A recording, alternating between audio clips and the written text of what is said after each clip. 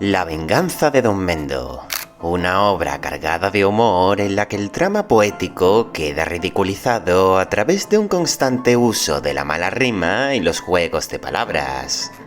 Se trata de la obra más famosa de Pedro Muñoz Seca, y en ella vemos una degradación del teatro de tono más elevado. En este vídeo repasaremos todo contra lo que atenta el Don Mendo. Atenderemos a su argumento. Veremos el uso de la lengua con fines paródicos y conoceremos la repercusión de este clásico de la parodia.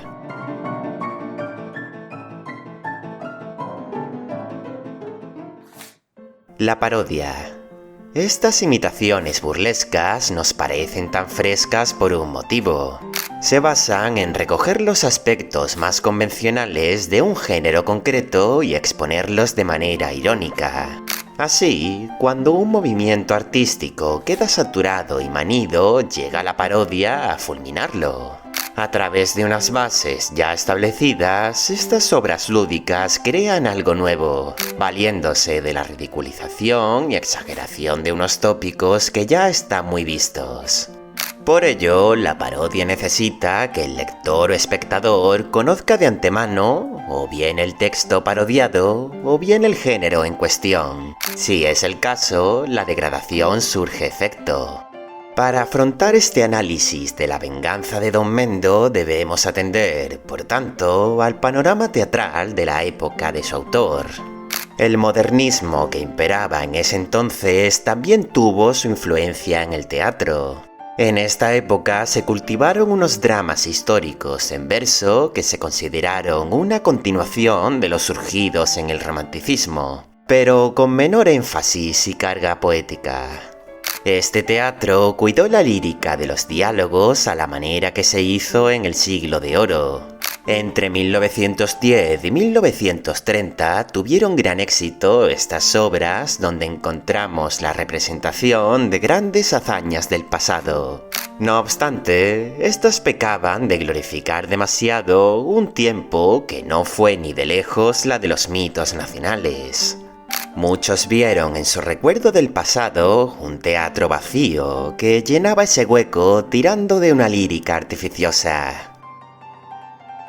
En el teatro poético, la calidad de una obra reside en la versificación y la altura poética del tema que se trata. Esto conlleva que estas representaciones arrastren una verbosidad excesiva, un defecto con el que las parodias pueden atacar fácilmente.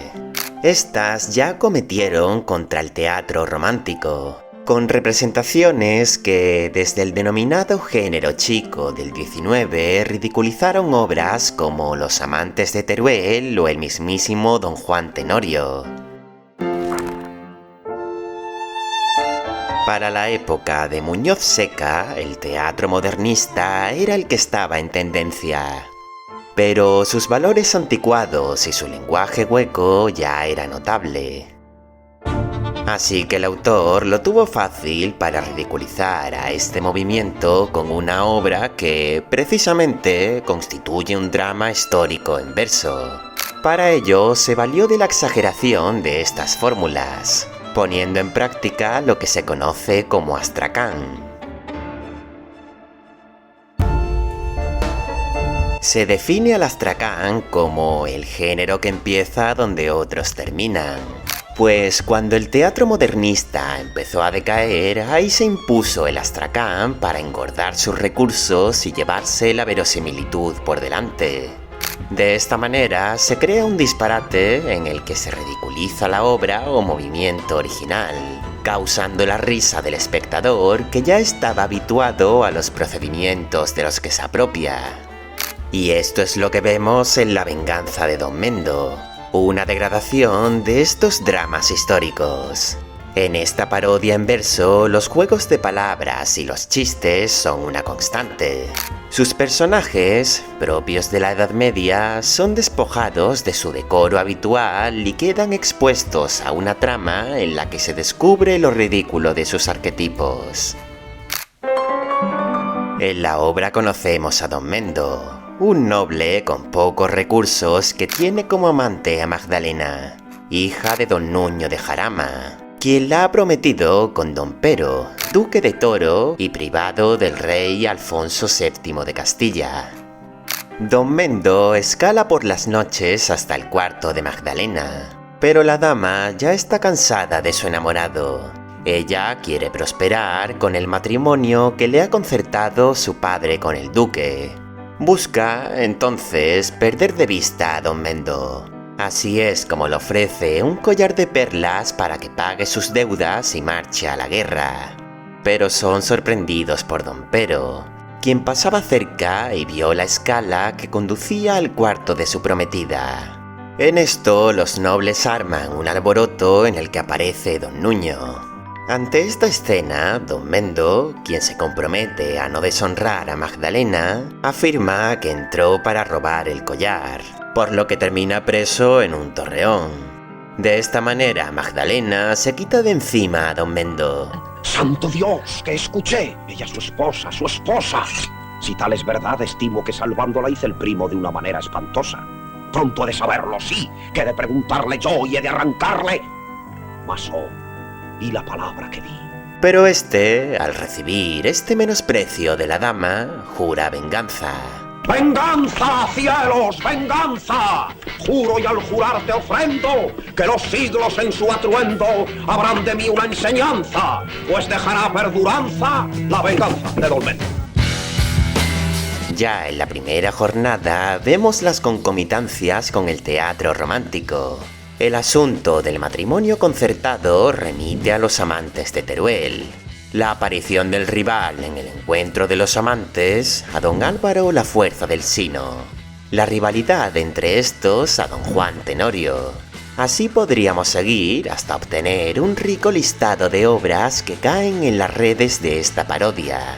En la manera en que los personajes interactúan resalta el tono exagerado que suelen tener este tipo de obras. Veámoslo en la primera jornada. Don Mendo cuenta a Magdalena cómo acumuló una deuda tras perder su dinero en las cartas. Como no puede hacer frente a esta, toma la decisión de huir. Eso sí, llevando a Magdalena consigo. Si esta propuesta no convence a la dama, don Mendo le ofrece otra salida, la de la muerte.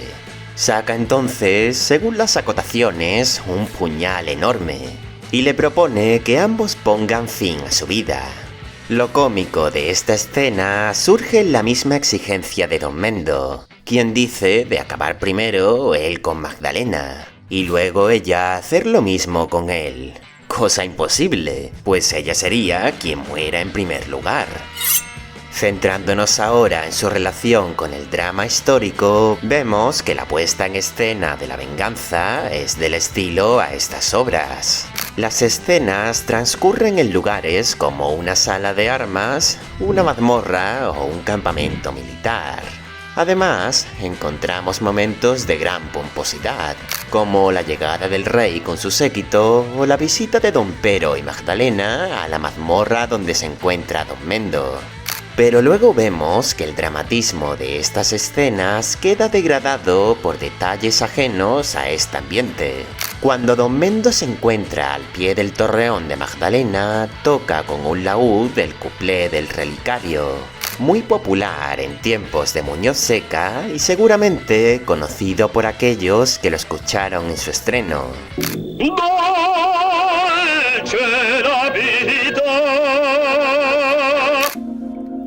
La parodia se encuentra incluso en las mismas acotaciones. Resulta llamativo que Muñoz Seca se tomara la molestia de ridiculizar por esta vía, teniendo en cuenta que estas solo son accesibles al lector o director de la obra. Lo vemos, por ejemplo, cuando don Nuño le revela a Magdalena que ha concertado su matrimonio con don Pero. Esta queda aterrada, según la acotación, pues mantiene una aventura amorosa con don Mendo. Pero además, en la acotación se nos aclara que Magdalena se deja caer sin fuerzas en una silla. Sin fuerzas, porque si se deja caer con fuerzas puede hacerse daño. Ante este panorama en el que no queda un solo aspecto desprovisto de dramatismo, los personajes terminan siendo lo opuesto a lo que representan. Don Mendo, quien debería ser un caballero valeroso y galante, es víctima de los propios valores caballerescos al establecer el juramento de no deshonrar a Magdalena. Tras escapar de la cárcel donde Magdalena quería que fuese emparedado, clama venganza contra ella. Pero incluso en este propósito deja mucho que desear.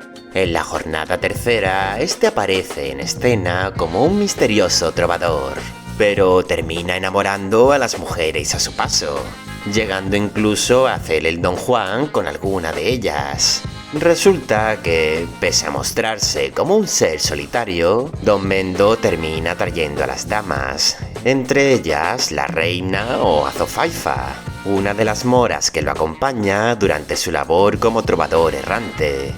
¿Qué colijo de este trance? Porque escuchando el romance cayó con la pataleta. ¿Será acaso esa mujer la que mató su ilusión? Si es ella, le he de morder la lengua y el corazón. Incluso la misma Magdalena, quien desconoce la identidad del trovador, cae en su atracción. ¿Qué es eso? ¡Tiróme un beso! ¿Dónde hay Dios el beso diome? ¿Y dónde quedóme impreso? ¡Pardiez! ¿Por qué fizo aqueso y por qué me lo tiróme? Magdalena es una mujer carente de moral, que solo busca la prosperidad arrimándose al pretendiente más pudiente. En contra de la figura fiel a la que estamos acostumbrados, Magdalena no tiene reparos en acostarse con Don Mendo, e incluso llega a ser amante del rey Alfonso, cuando éste la conquistó, según el texto, al cabo de media hora. Los personajes masculinos como Don Nuño, padre de Magdalena, y Don Pero, el esposo, debieran dar el tono moral al drama. Sin embargo, son ridiculizados. Don Nuño termina siendo engañado por Magdalena en numerosas ocasiones. ¿Ves, señor, si bien no hago? Castigando sus traiciones y su infamia, castigando... ¡Miente, Alfonso! ¿Que es tu padre? Y Don Pero es el cornudo por excelencia. Solo hay que atender a su título nobiliario, Duque de Toro. Debido a su afición taurina, Muñoz Seca no escatimó en chistes sobre cuernos. El mismo Don Mendo es, a su vez, Marqués de Cabra. Esta función de los nombres la encontramos también en Magdalena, quien lleva el nombre de María Magdalena, la pecadora arrepentida de la Biblia. Pero en contra de esta figura cristiana tan idealizada, ella no muestra arrepentimiento alguno por la inapropiada conducta de su época. Se trata de un tratamiento antifrástico de lo que conlleva la carga simbólica de su nombre. Ahora que hemos atendido a los personajes, podemos concluir con respecto a ellos que atentan contra una premisa indispensable de los dramas convencionales: el decoro, esa correspondencia entre la condición o índole de un personaje y las acciones y modo de hablar que se le atribuyen. En la época de Muñoz Seca, los principios de la época medieval estaban obviamente superados, y la venganza de Don Mendo parte de la premisa de que estos principios no son los de su tiempo. Los personajes actúan a la manera del siglo XX, más concretamente atendiendo a la figura del fresco, desvergonzados que solo buscan satisfacer sus necesidades. Ya lo hemos visto en Magdalena, pero lo mismo va para los mismísimos reyes. Alfonso visita a Don Pero para intimar con su hija, y la reina hace lo mismo con Don Mendo en su papel de misterioso trovador. Como afirma Salvador García Castañeda en su edición de la obra, la venganza de Don Mendo es un drama de honor protagonizado por gentes que no lo tienen. En lugar de principios morales hay conveniencias. En lugar de amor, caprichos y líos de falda. Todavía tenemos que acudir al uso de la lengua. En el manuscrito de la venganza apenas hay tachones. Esto nos da a entender la maestría de Muñoz Seca al momento de trabajar la rima, métrica y figuras retóricas. La obra, de hecho, recorre casi todos los metros y formas estróficas de la poesía castellana. Y esto, lejos de elevar el tono de la obra, funciona como recurso con el que el lenguaje se disloca para ridiculizar a los personajes. De esta forma atendemos a numerosos ripios en los que los versos son artificiosamente clásicos. Un ejemplo de ello es la imitación de un castellano antiguo que dota a los versos de una jerigonza innecesaria. O también el constante jurar de los personajes, algo que el Don Mendo recoge del drama histórico de la época. Dado que estos recursos eran una constante en estas obras, Nicolás González Ruiz llegó a esta graciosa conclusión sobre ellos. Primero, la acción se sitúa entre el siglo XII y XVIII en cualquier época, pues la propiedad del lenguaje se consigue con solo que los personajes se traten de vos y en cuanto se les lleve la contraria digan «vive el cielo» o «voto a tal», mezclando palabras como «tenello», «facer» o «agora», y frases como «seor bellaco» o «don villano». Segundo, la versificación discurre por las vías más fáciles amontonando ripios, introduciendo largas tiradas de un lirismo barato y acudiendo a latiguillos efectistas. Hernández Guerrero sostiene que el humor único de Muñoz Seca proviene de haber nacido en el puerto de Santa María. La bahía de Cádiz posee un tipo de humor peculiar, que actualmente podemos encontrarlo en su tradición carnavalesca. Y el autor de La Venganza supo hacer reír a través del costumbrismo andaluz y de otras regiones. En la jornada cuarta, cuando los personajes se encuentran en la espaciosa cueva en la que se buscan, ya sea por amor o por venganza, la marquesa de Tarrasa queda ridiculizada por medio de unos versos en un catalán exagerado. Y cómo olvidar el galimatías efectuado por la mora enamorada de Don Mendo, que supuestamente es un conjuro en árabe. Pero el juego de palabras más recordado tiene lugar al final, tras la exagerada matanza en la cueva. Aquí, Don Pero se mata tras conocer la deshonra que le ha causado el rey al intimar con su prometida. El rey mata a Don Nuño, quien quería acabar con su hija. Azofaifa apuñala a Magdalena, y Don Mendo hace lo mismo con la mora. Este último, tras poner fin a su vida de manera ridículamente romántica, dice lo siguiente: Sabed que Menda es Don Mendo, y Don Mendo mató a Menda. El andalucismo menda, voz proveniente del caló, es muestra de esta gracia andaluza, de este salero al que se refería Hernández Guerrero. La Venganza de Don Mendo fue un éxito desde su estreno en el Teatro de la Comedia de Madrid. Aquella noche del 20 de diciembre de 1918 se interrumpieron varias escenas debido a las ovaciones del público ante la efectiva puesta en escena de sus actores. Y Muñoz Seca tuvo que salir al escenario varias veces al final de cada jornada ante la insistencia del público. El autor hizo de la mala versificación una virtud. Tan solo comprobemos cómo, entre sus versos, Muñoz Seca recurrió a extravagancias como rimar las siglas R y P con fe, o formar un verso tan solo con la risa de Don Mendo para conseguir una rima. El paso de las generaciones ha traído un nuevo sentido del humor. Y si bien a día de hoy La Venganza de Don Mendo no causa la carcajada de su tiempo, la obra todavía mantiene su frescura. Esto lo muestran las representaciones que se siguen haciendo de ella actualmente. Si te ha gustado el vídeo, te invito a suscribirte a Demiurgo, así como dar me gusta y dejar tu opinión en la sección de comentarios. Muchas gracias.